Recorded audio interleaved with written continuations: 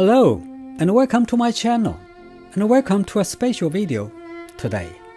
If you are new to this channel, my name is Frank Zhu, and I'm a college professor teaching sociology, history and philosophy.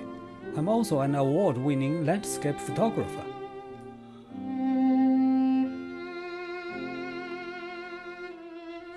If you live in the United States, you know that the year of 2024 is the presidential election year.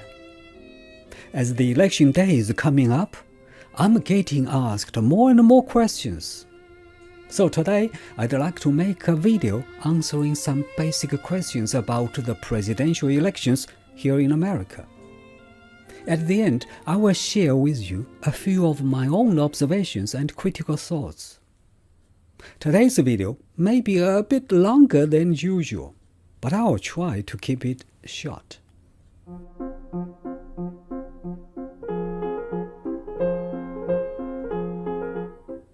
This doesn't seem to be a question because we all know that Donald Trump, who is a Republican and who is the former president, is running against Kamala Harris, who is a Democrat and who is the vice president under President Joe Biden. But I do want to point out that since the Civil War in the early 1860s, the two major political parties, the Democratic and Republican parties, have dominated the U.S. political landscape. This is largely because of the so-called winner-take-all electoral system, which leaves little opportunity for smaller parties or independents to compete with the established parties. Sure, there are independent and third-party candidates for almost every election, but the matter of fact is that in the entire American history, no independent or third-party candidate has ever been elected to presidency, except George Washington, who ran as an independent because at that time there were no political parties as we understand them today.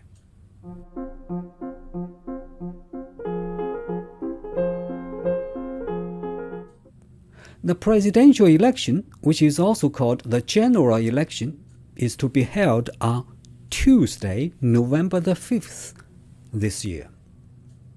Under the American Constitution, the presidential election is held every 4 years. This year's election happens to be the 60th election. In other words, it was 236 years ago, in 1788, that the first presidential election was held. However, that election didn't last for one day, but for several weeks, from Monday, December the 15th, 1788, to Wednesday, January the 7th, 1789. This was partly because different states chose their electors at different times, and partly because the transportation was difficult. George Washington was unanimously elected as the first American president by electors from 10 of the 13 original states. The other 3 states, New York, Rhode Island, and North Carolina, did not take part in the election for various reasons. John Adams became the first vice president, who was elected as the president 8 years later.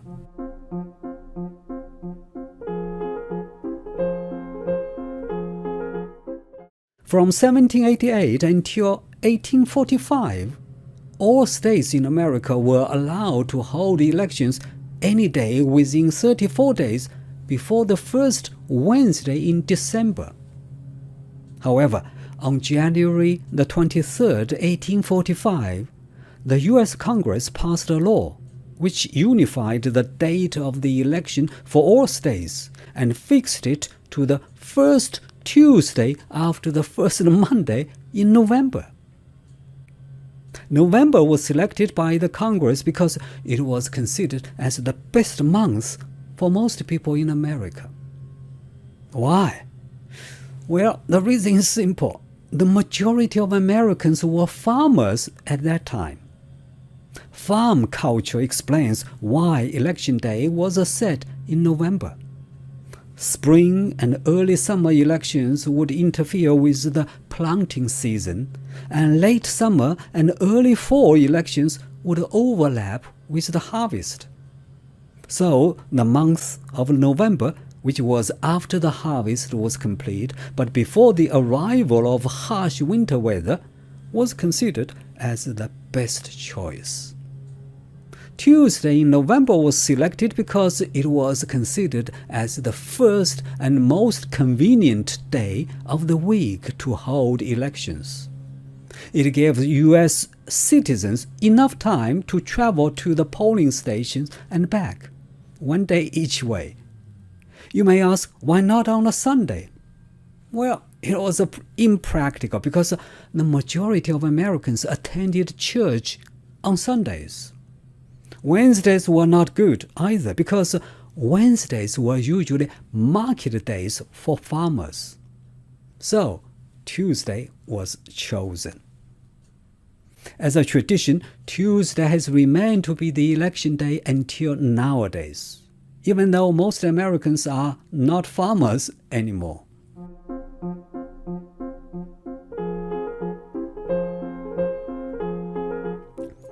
According to the American Constitution, general elections are held every 4 years, in which a president is elected for a term of 4 years.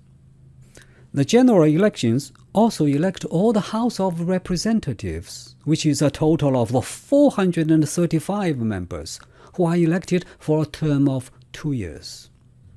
The number of House of Representatives from each state depends on the population of that state. The bigger the population is, the more members it has.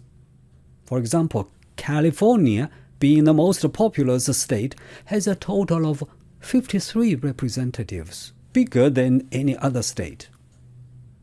In addition to all the House of Representatives, 1/3 of the Senate will also be elected. The Senate has a total of 100 members representing the 50 states, with 2 senators from each state, regardless of the population of that state. Each senator is elected for a term of 6 years. So every 2 years, 1/3 of the Senate is elected or re-elected.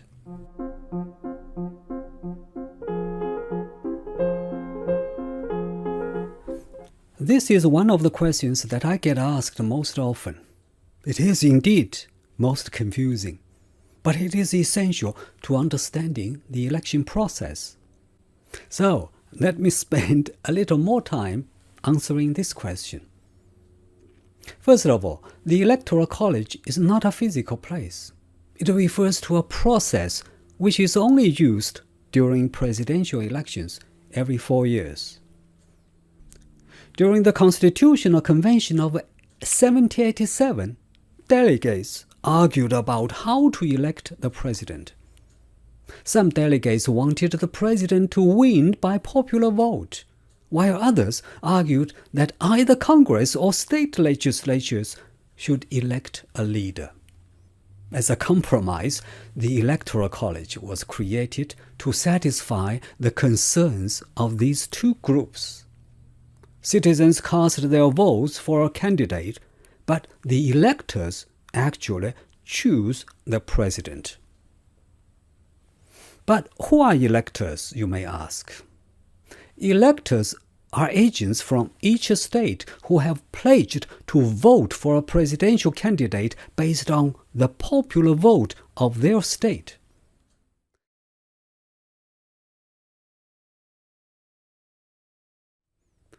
The number of electors for each state is equal to the number of congressional seats in that state, including both House of Representatives and Senate.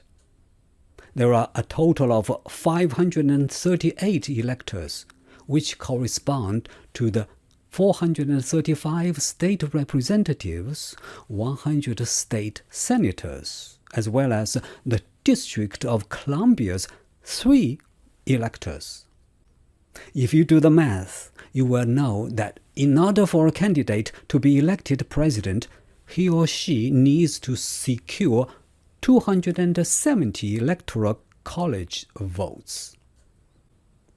In 48 states in America, the candidate with the majority of the popular vote will win all of the votes from the electors in that state. This is called the winner-take-all system because the winner of the popular vote receives all of the electoral votes for that state.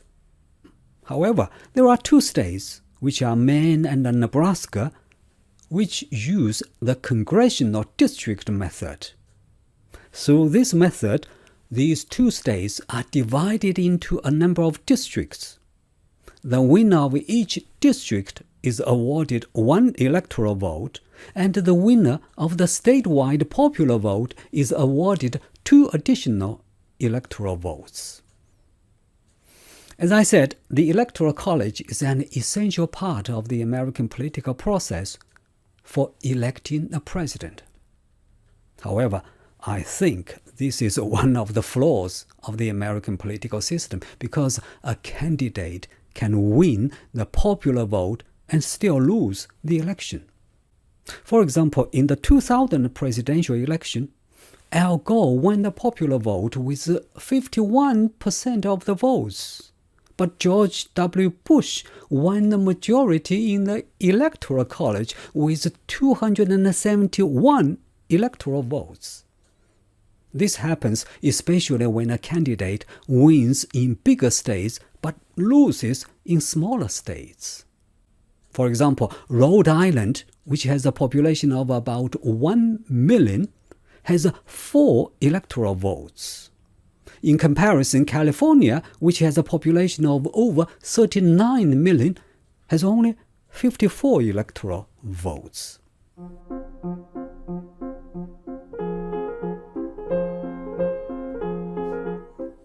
Many factors can influence the American voters, including political affiliation, economic situations, immigration, and even the issue of abortion. Even personal charisma plays a certain role. For example, it is widely believed that John F. Kennedy won the 1960 election because he was more personally attractive than his opponent, Richard Nixon. Based on my personal observations, American voters are also conscious of political balance, which is a major reason why different political parties may control the White House and Congress at the same time. For example, if a Democratic president sits in the White House, the Republicans usually control Congress, either of the two houses or both.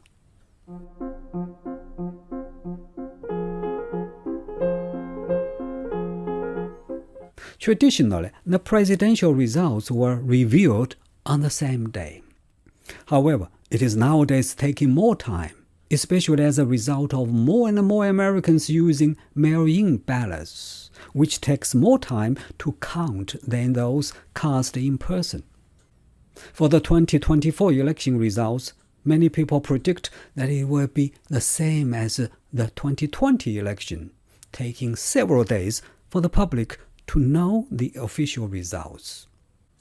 Speaking of the election results, it is interesting to note that the Associated Press, which is an American news agency, has been the gold standard for calling the U.S. election races before the results are officially revealed.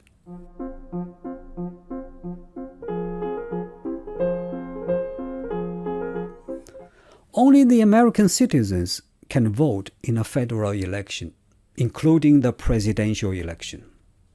And you must be 18 years old on or before the election day. Other minor requirements include state residency requirements and voter registration prior to the election day. Now you may ask, why isn't the election day a national holiday in America? Well, a lot of people have talked about it, including President Joe Biden, who once said, if he had his way, every election day would be a day off. However, not every politician agrees to this idea. Every time a proposal was made to Congress, it was blocked by some lawmakers for a variety of reasons.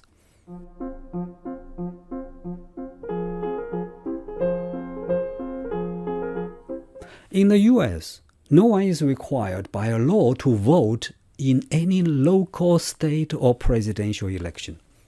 Perhaps this is one reason why Election Day is not a national holiday. This is different from some other countries. In Australia, for example, where I lived for many years, there is a penalty of 20 Australian dollars for not voting in federal elections. Based on my personal observations, American voters in general are not interested in elections. In fact, many sociologists have pointed out that the United States has one of the lowest percentages of voter turnout of all Western nations. It may be because there is no penalty for not voting, or it may be because people have no time to vote because Election Day is not a day off. Or maybe it is because many people lack an understanding of both public issues and the basic process of government. As a result, they don't care.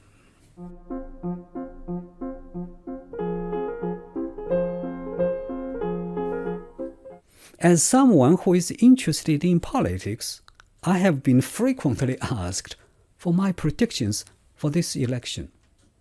My answer has always been this. It is very difficult to predict because I see it as a neck-to-neck fight between former President Trump and Vice President Harris. But I will predict that the issue of immigration will be a very important factor in the minds of many voters. Another important factor is the issue of abortion, especially among young female voters.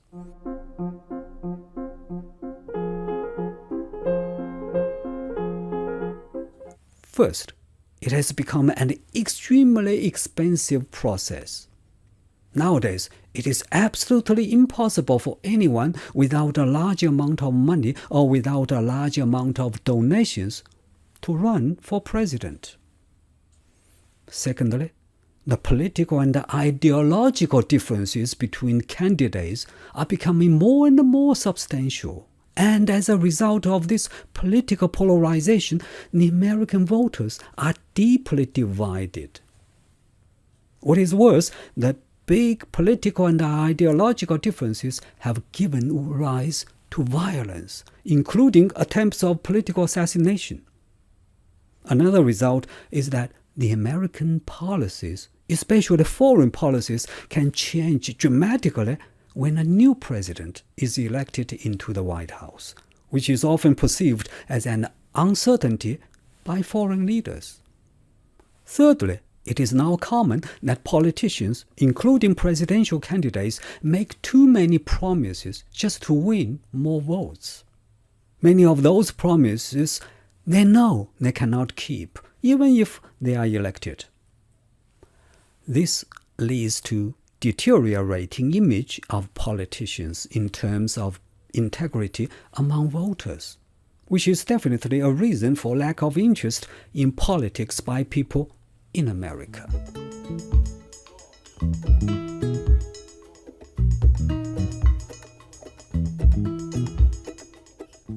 Well, that is all for this special video.